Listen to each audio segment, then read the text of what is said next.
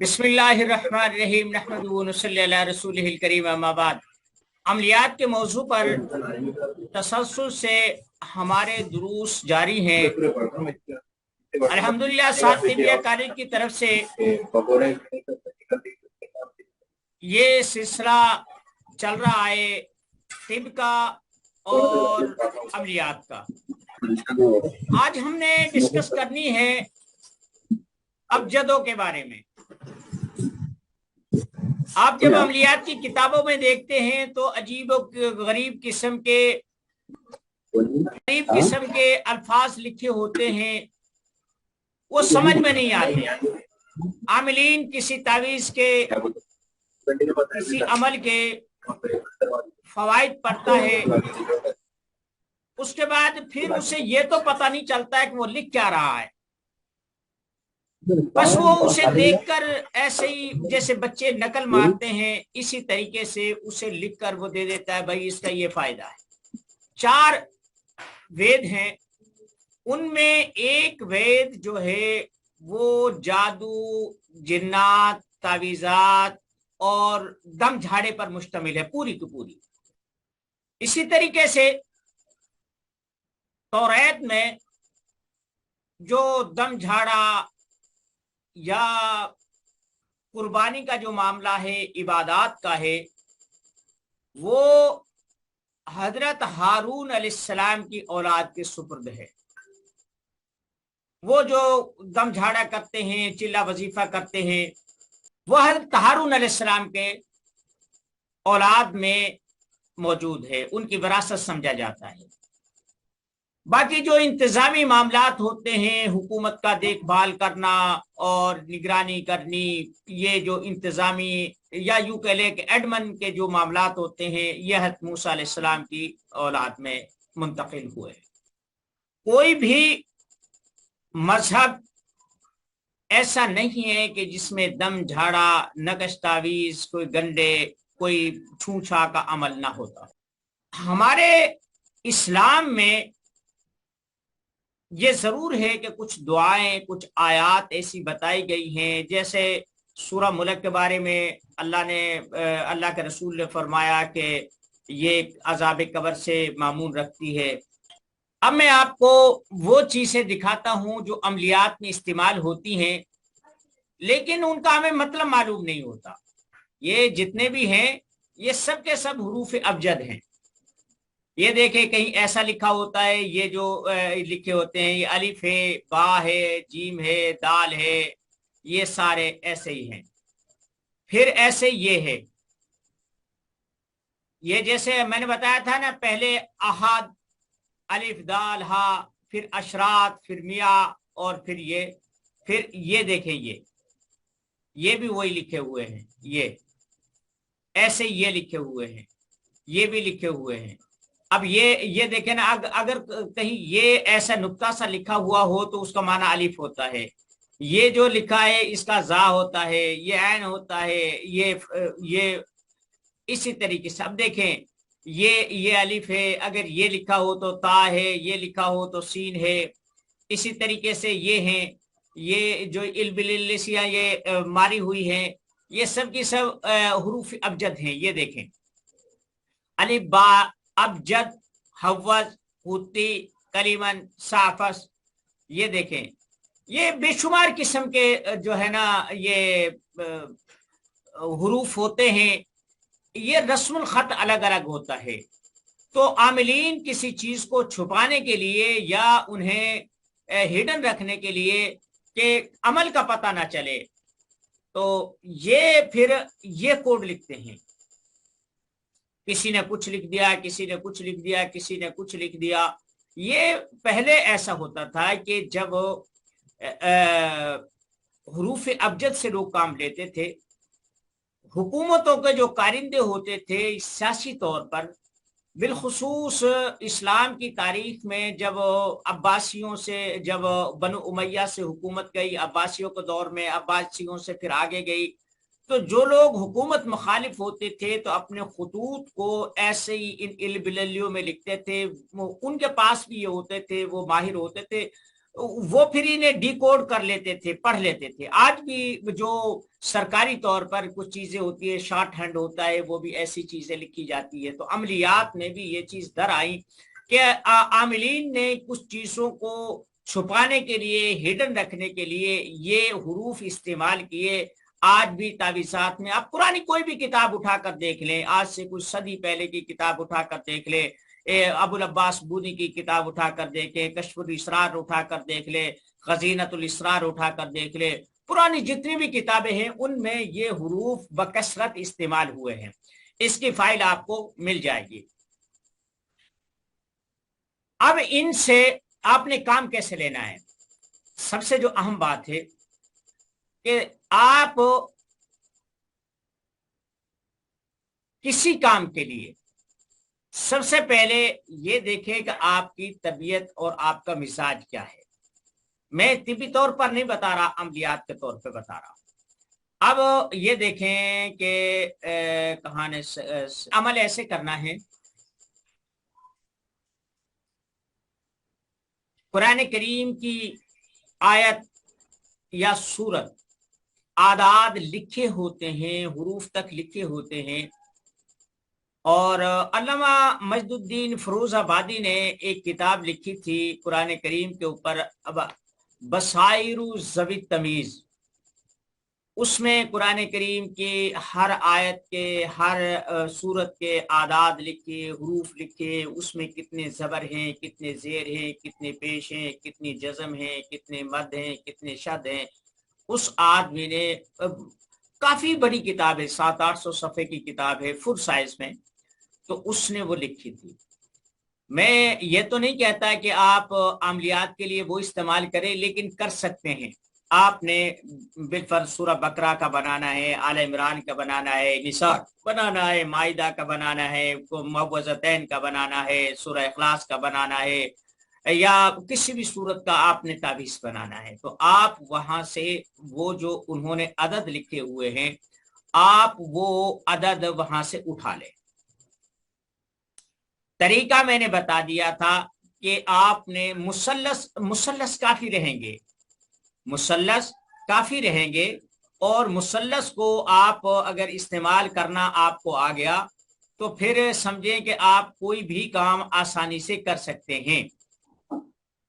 جب کسی بھی آیت کا یا کسی بھی صورت کا آپ نے تعویذ بنانا ہے، اس کے فوائد دیکھے، اس کے فضائل دیکھے، اپنی ضرورت دیکھی کہ میری یہی ضرورت ہے، تو آپ نے ان اعداد کو وہاں سے لے لیتے ہیں۔ میں نے آپ کو اللہ تعالیٰ کے سارے نام وہ سینڈ کیے تھے، اور ان کے موکلات بھی میں نے آپ کو سینڈ کیے تھے، شاید آپ کے پاس وہ ہوں، تو ان میں آپ دیکھ لیں کہ آپ کی ضرورت کا کون سا جو ہے، کس ضرورت کے مطابق وہ ہے، آپ اس سے کام لیں۔ کچھ لوگوں نے سوال کیا ہے کہ آپ نے کل جادو کا توڑ کے بارے میں بات بتائی تھی، رجت کے بارے میں بھی بات ہوئی تھی، عمل کے بارے میں بھی بات ہوئی تھی، تشخیص کے بارے میں بھی بات ہوئی تھی، یہی بنیادی چیز ہے۔ اب آتے ہیں پرہیز کی طرف۔ ایک تو میں نے آج کو حروف ابجد کے مختلف طریقوں سے لکھے جاتے، عملیاتی کتابوں میں ایسے لکھے جاتے ہیں، یہ فائل آپ کو سینڈ کر دوں گا میں، آپ یہاں سے وہ دیکھ کر ان کا آئیڈیا لگا لیا کریں جب اگر کوئی ضرورت پیش آئے۔ پہلی بات ہے کہ یہ پرانے لوگوں کی باتیں انہیں چھوڑے، آپ کو اپنی ضرورت سے ہے، تو ضرورت آپ کی ایسے پوری ہو جائے گی کہ چند یہ کلیات ہے، یہ میں آپ کو بتا دیتا ہوں، ان کے مطابق آپ اپنے کاموں کو کریں۔ سب سے پہلے آپ کوشش کریں کہ ایسی حالت آپ کو نصیب ہو جائے کہ جس میں آپ کی یکسوئی میں خلل نہ ہو۔ ایک صاحب نے سوال کیا تھا کہ جناب جب ہم عمل کر رہے ہوں تو وہ موبائل کی گھنٹی بجے اور ہم اسے اٹھا لے، کوئی جواب دے دے، اس سے فرق تو نہیں پڑتا؟ اللہ کے بندو، آپ کا پورا دار و مدار ہی توجہ کے اوپر ہے۔ جب آپ کی گھنٹی بجی تو آپ نے اسے اٹھایا، اور جو توجہ آپ وہاں مبذول کر رہے تھے اس میں خلل آ گیا، تو عمل میں تو خلل آئے گا ہی آئے گا۔ تو اس لیے جب بھی کوئی آپ نے کام کرنا ہو تو آپ ان ساری چیزوں کو بند کر دیں، آپ تنہائی میں جائیں، گھر والوں کو منع کر دیں کہ آپ کے پاس کوئی شور کوئی خلل نہ ہو، تاکہ آپ 10 دن تک ایک کام کرتے ہیں، ایک دن ڈھنگ سے ایک دن لگا لے، وہ آپ کی 10 دنوں کی کسر پوری کر دے گا۔ پھر میں نے یہ بات بتائی تھی کہ آپ جو تعالیٰ کے نام ہیں، کہتے ہیں قُلِ ادعوا اللَّهَ أَوِ ادعوا الرَّحْمَٰنَ أَيَّمَّا تَدْعُوا فَلَهُ الْأَسْمَاءُ الْحُسْنَىٰ، تو تم رب کہہ کر پکارو، تم رحمان کہہ کر پکارو، تم اللہ کہہ کر پکارو۔ بنیادی طور پر اللہ کے جو نام ہیں، دیکھیں اللہ کا کلام ہم نہیں سمجھ سکتے، اس کا اظہار کس طرح ہوتا ہے۔ جب ان کا کلام ہوتا ہے تو حدیث پاک میں آتا ہے کہ وہاں سے ایک ایسی آواز نکلتی ہے، وہ طاقت کا اظہار کرتی ہے جیسے کوئی دھماکہ ہوتا ہے، تو فرشتے ہیبت کی وجہ سے اپنے پر مارتے ہیں جہاں کھڑے ہوں، تو ان پروں سے ایسی آواز آتی ہے جیسے بڑی چٹان پر کوئی چیز ماری جا رہی ہوتی ہے۔ تو وہ پھر وہ جو طاقت ہوتی ہے، جس شکل میں جس شے میں، جیسے میں نے پانی کی مثال دی تھی، وہ جب آتا ہے تو اس کے جو لفظ ڈھلتے ہیں یا جو بھی کچھ ہوتا ہے، لسان عربیہ، کہ وہ جو کوڈ جو طاقت کا اظہار وہاں سے ہو رہا تھا، جہاں منبع طاقت ہے، جہاں سے قوتیں جنم لیتی ہیں، وہاں سے جو اشارات ملے، جو ڈی کوڈ ہو کر ہماری سمجھ کے مطابق ڈھلے، انہیں ہم قرآن کریم کے لفظ کہتے ہیں۔ جب ہم ان الفاظ کو دہراتے ہیں اپنی مرضی کے مطابق، اپنے نام کی عادت کے مطابق، اپنی حاجت کے مطابق، اور یکسو ہوتے ہیں، تو اللہ فرماتے امن یجیب المضطر اذا دعا، کہ وہ کون ہے کہ جو پریشان کی، مجبور کی، مضطر کی دعا کو سنتا ہے، فیکشف السوء، کہ پھر وہ اس کی ضرورت کو پورا کرتا ہے۔ آپ جب بیٹھیں، مثلا آپ مجھے معلوم ہے کہ آپ میں سے بہت سارے لوگ حب کے عمل کے متلاشی ہیں۔ حب کا عمل کیسے کرتے ہیں؟ تعویذ دینا، پڑھائی کرنا اور تسبیحاں گیڑنا، یہ کوئی اس کا حل نہیں ہوتا۔ میں آپ کو حب کا عمل بتاؤں کہ آپ چپ کر کے بیٹھ جائیں۔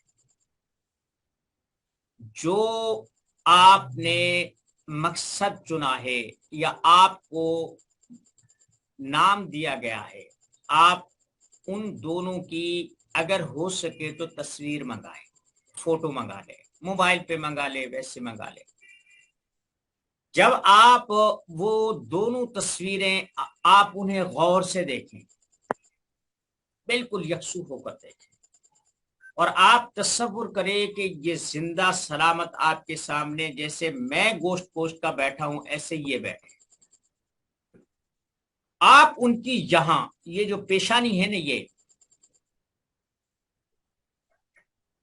یہ جو ہے، یہ دونوں آنکھوں کے درمیان، یہاں قدرت نے عجیب اسرار رکھا ہے، اس کا بھید ہمیں نہیں پتا۔ حدیث پاک میں آتا ہے کہ انسان کی جو تقدیر یومیہ لکھی جاتی ہے وہ یہاں لکھی جاتی ہے۔ ہم کہتے ہیں وہ ہمارے پٹپڑے میں لکھا ہوا تھا، ہمارے متھے میں لکھا ہوا تھا، تو وہ یہ ہے۔ آپ ان کے، یا آپ کسی کے ہاں جاتے ہیں اور آپ کہتے ہیں کہ میری بات سنی جائے، جسے ہم تسخیر بولتے ہیں یا مرجع خلائق بولتے ہیں، یہاں پر نظر کریں، یہاں پر، اور کوشش کریں کہ آپ کی یہاں سے روشنی نکل کر، ایک لیزر کا بیم نکل کر، ایک لیزر کی شعاع نکل کر اس کے یہاں آ کر جو ہے نا وہ گھس گئی ہے، اور اس لیزر میں آواز آپ کٹ رہی ہے، احکامات بالکل ہیں جو آواز آپ کٹ رہی ہے۔ کہنا چاہتے ہیں، جو آپ قابو کرنا چاہتے ہیں، جو معاملات اس سے کہنا چاہتے ہیں، وہ کہہ دیں۔ آپ اپنے من میں کہیں گے، اپنے ذہن میں کہیں گے، لیکن یہ اس کے دماغ میں گھستے چلے جائیں گے۔ نیٹ ورک پرابلم ہوگی شاید۔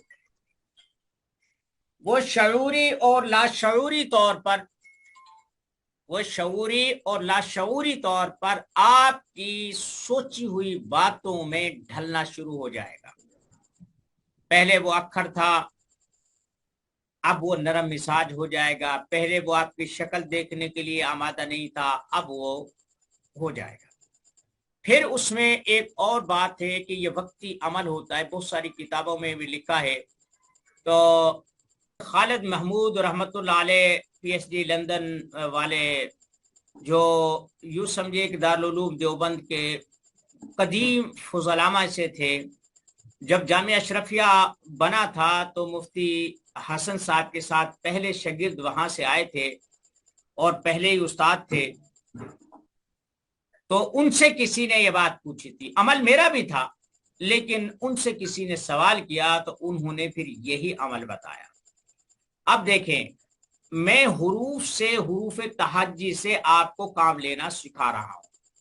اس میں کسی قسم کا کوئی پرہیز نہیں، اسی میں کسی قسم کی کوئی تسبیحات نہیں، کوئی چلے نہیں، کوئی وظیفے نہیں، کوئی پرہیز نہیں، کچھ نہیں. تو دو لفظ ہیں حروف مقطعات میں، ایک ایک کاف ہا یا عین صاد، سورہ مریم کے شروع میں یہی ہے، اور دوسرا ہے ہا میم عین سین کاف. ٹھیک ہے، ہا میم عین سین کاف، بڑا کاف. یہ جو نورانی قاعدے کی تیسری تختی ہے اس میں حروف مقطعات لکھے ہیں، اس میں یہ لکھا ہے. آپ نے کرنا یہ ہے، یہ دیکھیں، کاف ہا یا عین صاد،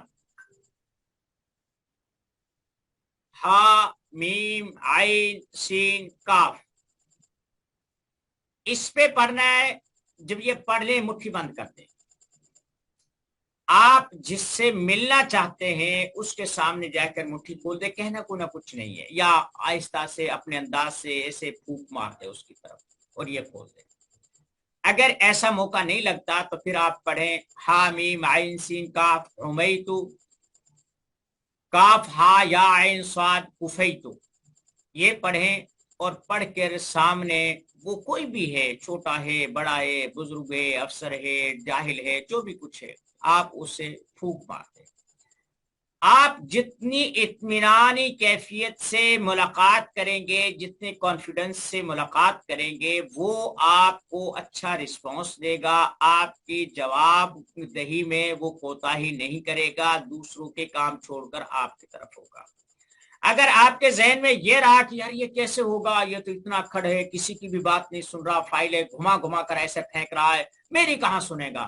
جب آپ کو خود کو یقین نہیں ہے، میں یہ بار بار کہہ چکا ہوں، جب آپ کو خود کو یقین نہیں ہے کہ آپ اپنا کام، آپ اس قابل ہیں کہ کام لے سکتے ہیں، تو آپ کامیاب ہوں گے.